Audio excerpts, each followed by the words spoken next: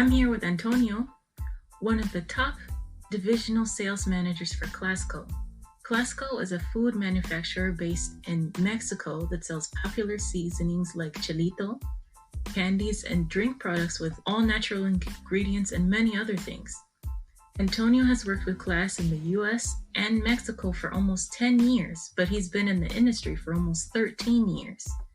He lives in Atlanta, Georgia, in the US with his wife and children, but is originally from Mexico. He's one of the calmest people I know. He's also a clever hybrid. Like many of our guests, you didn't originally start in the field you're in now. You actually studied IT and engineering. So, how did you get into sales? I started my professional career in the IT department in a supermarket chain back in Mexico. But what I really wanted to do is to be in a position where I can help to create the strategy for the whole business, especially the commercial strategy. That side of the business for me was the most important, and I soon realized that I needed to have a solid sales background to reach that position. So after that job, I went to work for PepsiCo, not in charge of a sales team at all or anything like that, but I started working in the sales department with the sales managers and with the sales director. That really helped me to understand a lot about sales management. After PepsiCo, the Class company was the company that gave me that opportunity to oversee a sales team and being responsible for the operations in a territory in Mexico. I'm still in this company, but now here in the US. Wow, that's really cool. So, you were working with Pepsi, which is a really large worldwide company, but you decided to join Class, which is also a large company, but much smaller than Pepsi. What were the factors behind that decision? Teams were getting smaller and smaller, and the responsibilities for the people that stays grow. I knew I needed to make a move. Class offered me the opportunity in the sales department that I was looking for. So it was really not a difficult decision to make. After you switched to Class, then how did you get transferred to the US? What was that process like? Basically, it was because I had great results working for Class in Mexico. But really, I was working in a small territory for the Mexican market. So I understood that if I wanted to climb in the organizational chart, I needed to make a move. At that moment, they had some new managerial positions open in the US, and I ended up with one of those. So I was transferred to Seattle at the beginning, and I loved it. I love the US and the places that I've lived here. It's been great. That's a nice opportunity. What was the biggest culture shock when you moved? I was born in Mexico, but very close to the US Mexico border. So, really, the English language, it's been part of my life since I was very young. The language could be the biggest shock at the beginning, but I really had a good level of English to begin with. The biggest shock really is the cost of living. Working in the US, you've worked in many different regions. What were some of the major differences, maybe in the demographics that you saw? Because of my job, I have to sell a food product mostly to the Hispanic market. Our main clients are Mexicans and Central Americans, but Mexicans are more concentrated in the West Coast and Central region, like Texas or Chicago. Here in the East Coast, you have a lot of Cubans in Florida, for example, or Puerto Ricans in New York and a lot of Caribbeans in general. The Latinos from different countries have different habits and different foods. I had to learn that to be able to sell my products, what they eat, how they eat it, where they buy it, and what motivates them to purchase products. So I had to learn a lot from practically every other culture. Oh, that's a good strategy. Is that part of what you do when you move to a new region to find out what are the best opportunities to grow? Probably the most important thing you have to do is to understand your shopper habits, right? From this, create an exhibition and distribution strategy you need for that new territory. Get to know the key players in this new place and start building rapport with these new players. I think that's the key.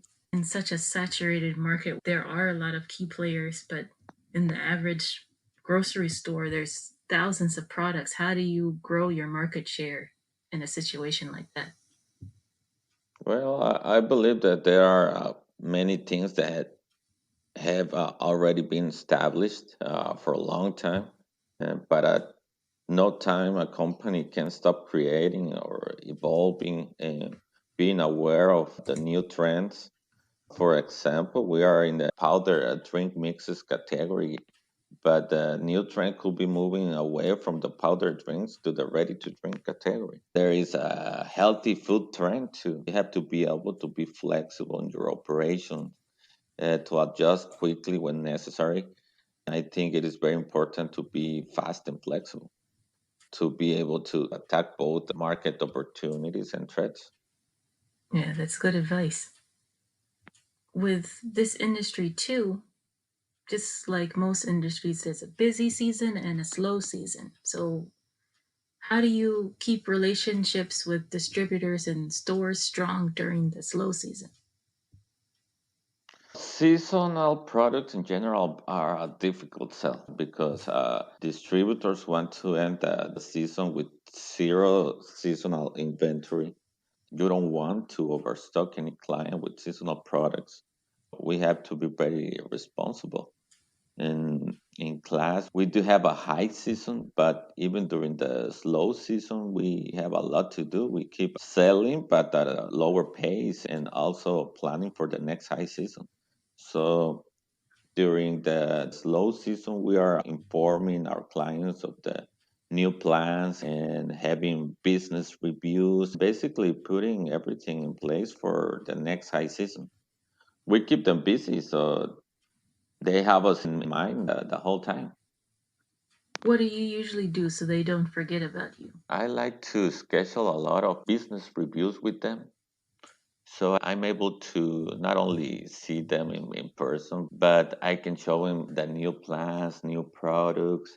If I have samples of these new products, I can take them with me and start doing all the paperwork for setting up the new items. A good presentation, it helps you a lot in the future. Oh, that's a good idea. I'm going to try that. With recent political events and also coronavirus, it's gotten a lot harder to import goods into the US. How do you think that's affecting companies planning for the future? Well, yes, it is a big problem for importing goods. Every company reacts to market instability, increasing inventory here and cutting costs everywhere else, including payroll. That is what I see everybody is doing right now, cutting costs to prevent any major change. It really creates a mess in the plans you had.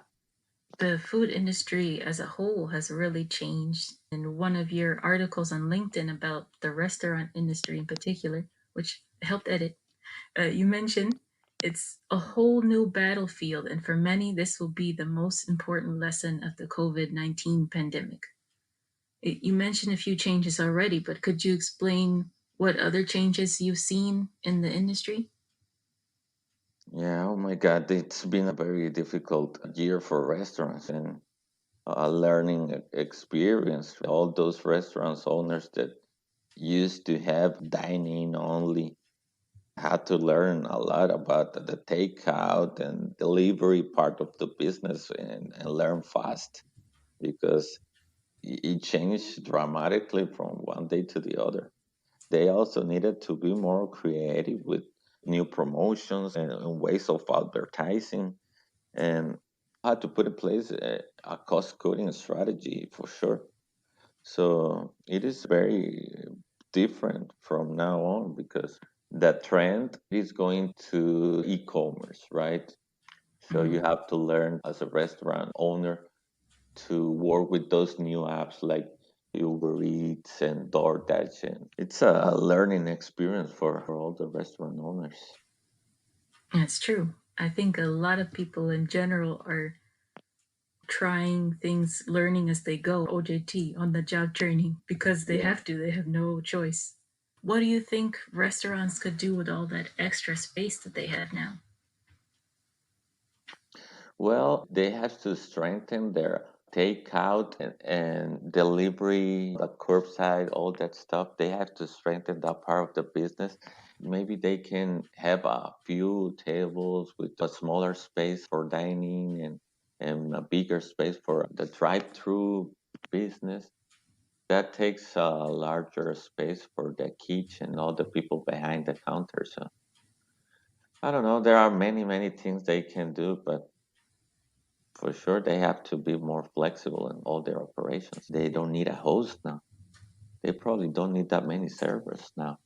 They don't need to fire them. They need to relocate them in a different position to be a server and work in the kitchen at the same time. Something like that. Yeah, that makes sense. That's a good way to use the people you already have so you don't have to retrain. One of your biggest markets in your region with class is New York City. So we see in the news that the COVID-19 pandemic was really crazy there. Has that affected any of your relationships with the markets there? How has it affected sales? It has been a very, very difficult time, especially during March and April, because some of our distributors had to temporarily shut down operations. But in the other hand, it is a good opportunity to learn new things too. You have to start creating more robust strategy for the online channel too. It is a learning experience, and many companies have to strengthen their online channel. We didn't have that. So we started working on it. The company understood very well that e-commerce is a reality, even for groceries. We already shipped to different places, small amounts. It's a first step. It's a first step that is not easy, but you have to do it. That's a nice pivot. What's the page address? I can add it to the notes later too. It is glasstime.com. Okay.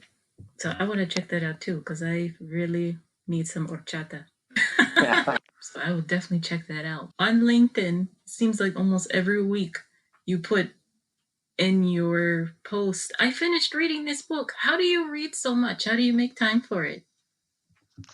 I do read a lot, and at the same time, I don't read because I listen to a lot of ebooks mostly because of my job. I travel a lot.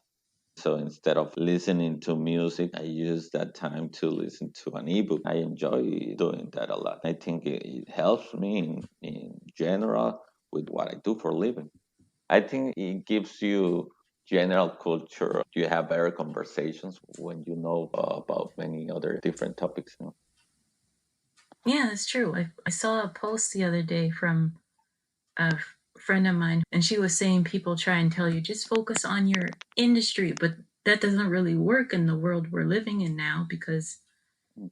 you have to be well rounded, bring all of yourself to the table, right? Steve Jobs, even though he was really into tech, he also was really into design. So a lot of the design we have makes our user experience much better because he had other interests. Exactly. And you know what? Ebooks was a game changer for me because I can also be more productive with that. When I used to read a hard copy book, I used to read like maybe three a year. I wasn't Mhm. really reading that much. With ebooks, I end up reading like 30 every year. That's really cool. 30 in a year. I think for me, listening is hard, but I've been doing more ebooks than hard copies on my Kindle. So that helps Hmm. me. Yeah. Everybody has their thing. Yeah, but the thing is that I wanted something that helps me, like when I'm driving, I hold a book or a Kindle. It's true. I drive a lot. Here in the US, you have to go from one city to the other every day. I try to use that time that I'm driving doing something more productive than just listening to music. Besides reading ebooks or listening, I try to enroll in courses that help me in my professional and personal development, such as the one I took with you to improve my business English. There are also many free options online about many other topics, but I think it is always better to learn from an advisor like you. Right now, I would like to learn more about the stock market and how to participate in it, for example. Not only reading, because I read a lot of financial books, but I still have a lot of doubts and questions. So sometimes you have to look for advice. And What do you feel is the extra benefit of having that other layer of an advisor? I learn more from talking to another person. It is more productive than just reading books. For something like this, I'm willing to put money and my time in it. So I want to do it the right way. The way that I feel like I learn more or better is with a physical person. It's not that it has to be with me physically. It can be in the other side of the world, like you talk in real time. To me, that works much, much better than just reading because we always have questions. Also, when you put your money into it, you know that you have to squeeze the best out of your own money and resources. Yeah, that's true. You said you grew up around English, even though you lived in Mexico. So when would you say you called yourself bilingual? I think it is when you have the confidence to initiate a conversation in the other language and obviously being able to maintain that conversation. You have to go step by step. In my case, I learned to listen first and understand almost everything, talk and lose the fears of making mistakes, and finally learn to write. It is very important professionally. When you go through that process and you do it well enough in the other language, that is when you are bilingual. In my case, it didn't happen until maybe when I was 20 years old. You think you know, but when you are in front of an English only speaks, it is difficult to overcome that fear. That's true, because you have nothing to go back to if you mess up. That's a nice breakdown. How do you use English and Spanish now for business and your everyday life? Well, I use both a lot because of my job. I represent a Hispanic company in the US. And many of my clients speak Spanish, but some speak only English. I like that because I practice my English with them. I live in a community full of immigrants, mostly from Asia. English is the way we can communicate with each other. Spanish is an essential part of what I do because probably 80% of my clients speak Spanish. And English because I live here in the US and that's the way you can communicate with other immigrants that are not Hispanics and with Americans.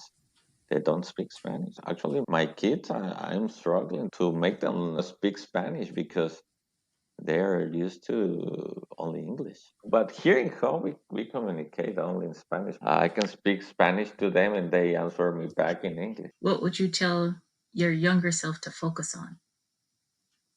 My younger self, I think I will tell him not to give so much importance to what other think you should do and to focus on what satisfies you the most and believe that is the best for you.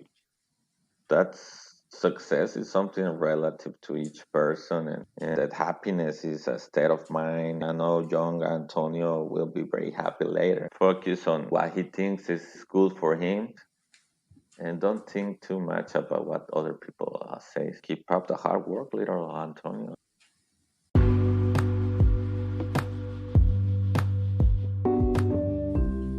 That's good advice. This is Antonio Castro Ruiz. Antonio, could you tell everyone how they could get in touch with you? Of course, they can find me on LinkedIn as Antonio Castro Ruiz.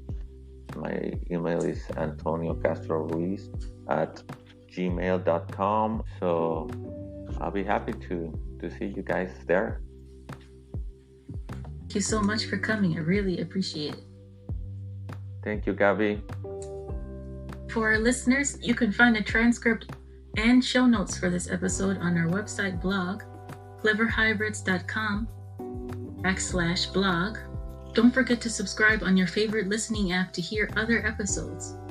If you would like help to become bilingual or have a question you would like us to answer in the next podcast, send us an email at cleverhybrids@gmail.com or use the voice message link in the description box. This is Gabby V. Until next time, learn by doing and asking.